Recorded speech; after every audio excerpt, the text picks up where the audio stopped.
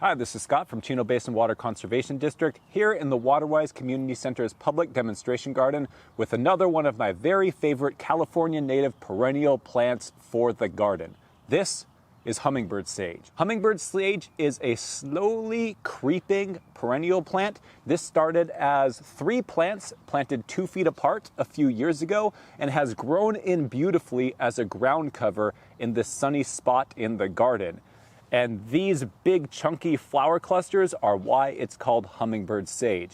In the spring, it comes into glorious blooms, and the hummingbirds in your neighborhood will go nuts for these flowers, and you will enjoy hour after hour seeing them come back all throughout the day after day, to drink the nectar from these blooms.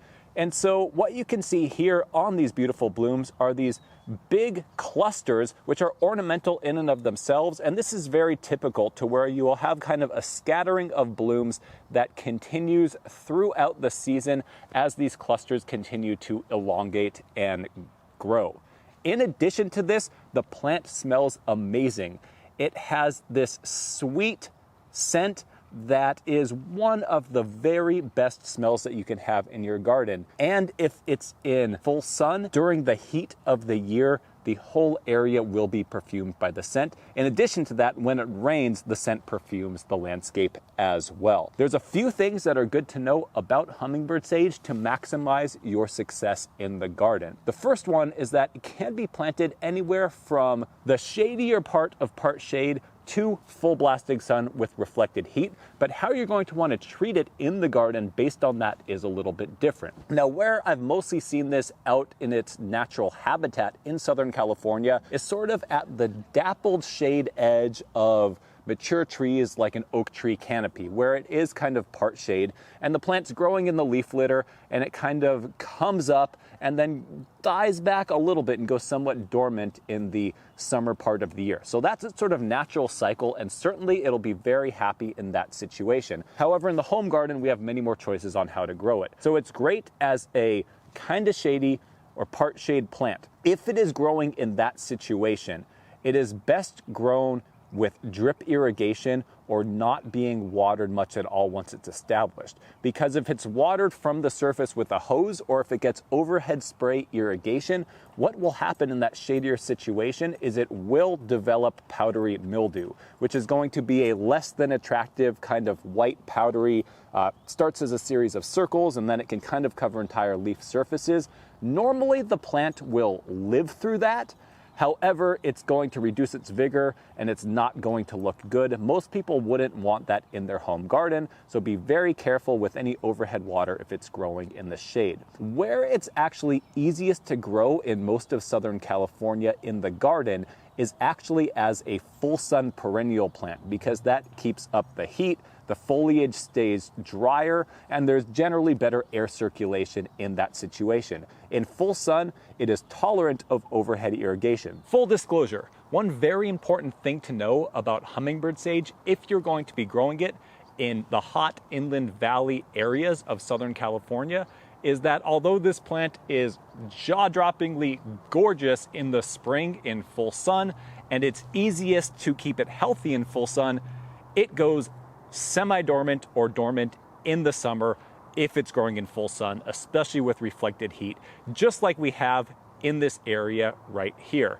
I just measured the temperature on the concrete adjacent to this area, and it's 170 degrees right now. At the beginning of August, 98-degree air temperature. And this is what you will get. So we are watering this zone every 3 weeks, and this plant is actually perfectly healthy, but you can see the wilt and you can see some of the brown of the old foliage after the flower stalks have died back. This is just the plant going through its natural cycle if it is in the heat, if it is full sun. So what are you gonna do about that? Well, you have a few options.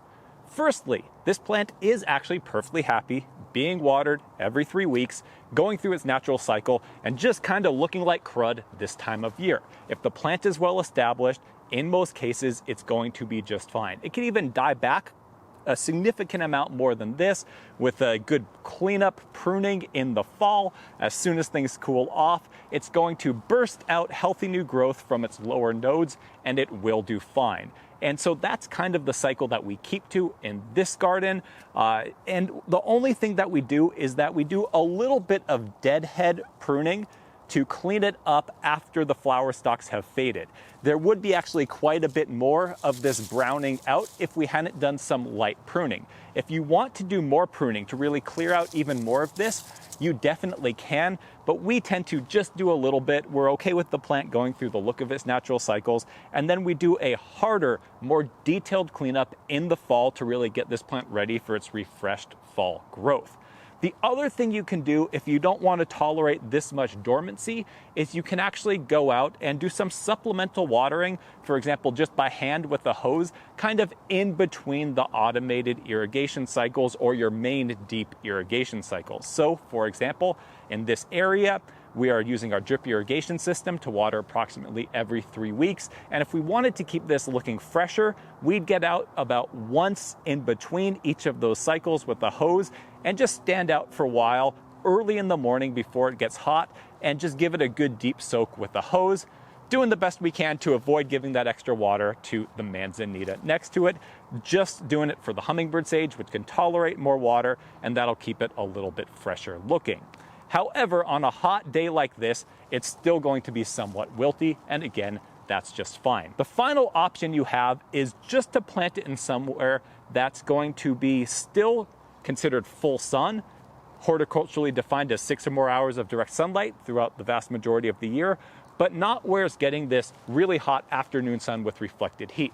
So for example, in my front yard landscape, I have a big patch of hummingbird sage that gets even more punishing heat than this along an asphalt driveway, full western sun reflected heat, and it looks a little bit harsher than this, especially because I don't do any pruning until the fall. However, in the center of that landscape, I also have another patch of hummingbird sage, also only getting watered every 3 weeks, but it's in between larger shrubs, both on the east side of it and the west side of it. And so it doesn't get as much of that harsh sunlight, and it stays looking quite a bit fresher, in fact, even through the middle of the summer. Final tip is that if you are going to put it somewhere where you just let it go through its cycle, looks a little bit wilty, looks somewhat dormant in the summer, then you can try to pair that and make sure that in the landscape it's going to be next to some plant material which looks pretty good in the summer. And so that might be the deep evergreen of a sunset manzanita like we have here.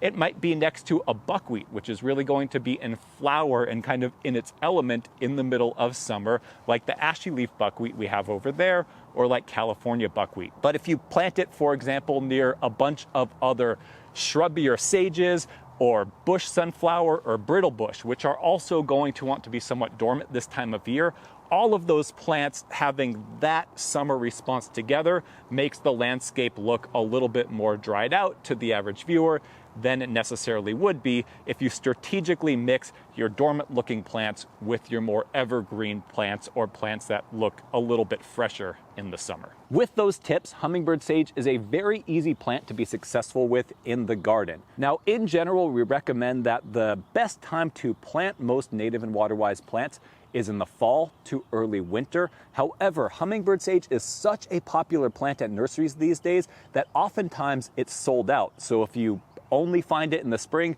go ahead, buy it in the spring, plant it in the spring. It does quite well with spring planting as well.